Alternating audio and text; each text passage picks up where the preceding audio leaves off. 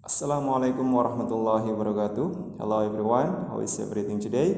On this occasion, we are going to continue our lesson in pronunciation with the title Intonation in English Pronunciation. So, what is intonation?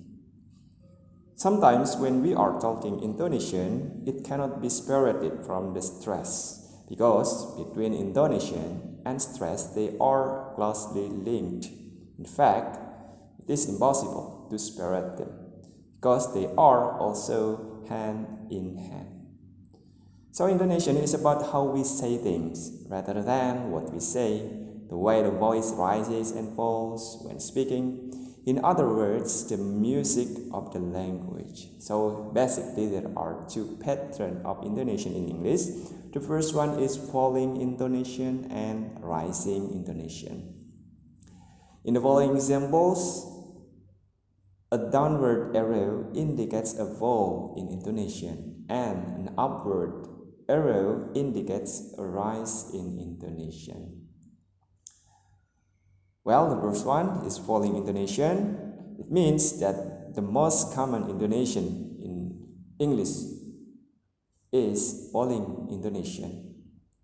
It is commonly found in statements, comments, WH question, or information question. So, confirmatory question text and exclamation also included in falling intonation. We started from the statement, like the sentence, "Nice to meet you. I'll be back in a minute." She doesn't live here anymore. Dad wants to change his car. Here is the weather forecast. Cloudy weather is expected at the end of the week. We should work together more often. I'm going for a walk in this park. So you can see that the intonation is falling. Yeah. And then the next falling intonation comes to commands. Yeah, like write your name here. Show me what you have written. Leave it on the desk. Take the picture down. Throw that out. Put your books on the table. Take your hands out of your pockets. Then, the following intonation can be found in WH question, or we can say requesting information. Like, question started with who, what, why, where, when, which, and how. Examples are following like, what country do you come from? Where do you work? Which of them do you prefer? When does the shop open? How many books have you bought? Which coat is yours? Whose bag is this? And then the next is question text. Question text that are statement, of course, requesting confirmation rather than the question. Well, the question text here, it is the exception. The question text that need the confirmation rather than the question. Because in the rising intonation, we also find the question text. Not all text question are really question. Yeah, some of them merely ask for confirmation or invite agreement, in which case we use a vowel tone at the end. He thinks he's so clever, doesn't he? She's such a nuisance, isn't she? I failed the test because I didn't revise, did I? It doesn't seem to bother him much, does it?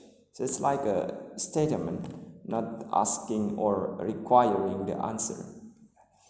And then the exclamation, how nice of you. That's just what I need. You then say, what a beautiful voice. That's a surprise. And then in rising intonation, usually the speaker invites to continue talking. It is normally used when we are, It is normally used with yes or no question and question tags that are real question or requiring the answer, like in yes no question. Do you like your new teacher? Have you finished already? It's like a rising. May I borrow your dictionary? Do you have any magazine? Do you sell stamps? It needs, all the question they need the answer. So the question, intonation are rising. And then the question tag that show uncertainty and require an answer, or we can call it as the real questions. We've met already, haven't we? You like fish, don't you? You are a new student, aren't you? The view is beautiful, isn't it? So it's like an uncertainty. You are not sure about the situation and you try to ask your partner and need his or her answer. And then we sometimes use a combination of rising and falling intonation in the same sentence. The combination is called as rise-fall or fall-rise intonation. Well, rise-fall intonation. We use rise-fall intonation for choices, lists, unfinished thoughts, and conditional sentences. In choices, the example like, are you having soup or salad? Is John leaving Thursday or Friday? Does he speak German or French? Is your name Ava or Eva? And then in list, you can find it as rising, rising, rising, and then falling. Intonation falls on the last item to show that the list is finished. For example, you bought some fruits in the traditional market, and then you say, we've got apples, pears, bananas, and oranges. Sweater comes in blue, white, pink, and black. I like football, tennis, basketball, and volleyball. I bought a t-shirt, a skirt, and a handbag. And then in unfinished thought, like a partial statement actually.